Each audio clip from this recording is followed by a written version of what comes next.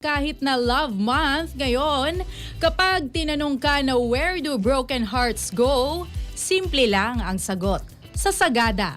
Sa gitna ng kabundukan ng Cordillera, namamayani ang Sagada bilang isang bayan na hindi lamang dinarayo para sa tanawin, kundi para sa mayamang kultura at tradisyon, patuloy na inalagaan at ipinagmamalaki ng mga taga-Sagada. Para samahan tayong mag-out of town, may FYI report si Teen Matro.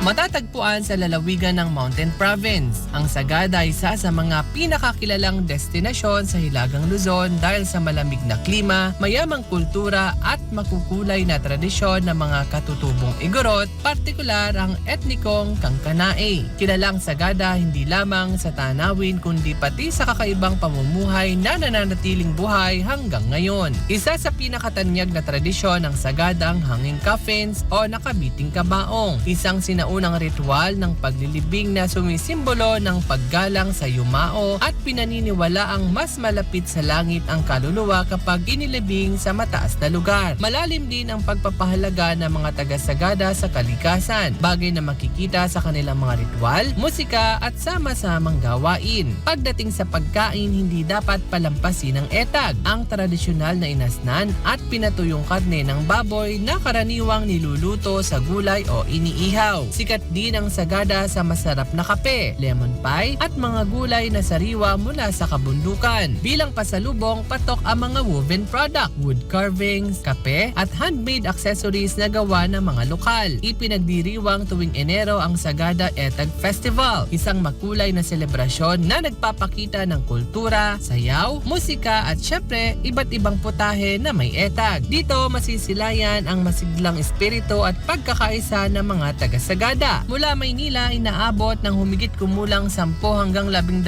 oras ang biyahe papuntang Sagada. Maaaring sumakay ng bus patungong Baguio o Banawe. Pagkatapos ay mag-jeep o van patungong Sagada. Bagamat mahaba ang biyahe, sulit ang bawat oras sa pagdating sa isang bayang tahimik, makahulugan at tunay na nagpapakita ng yaman ng kulturang Pilipino. Para sa FYI, Teen Matro, Abante!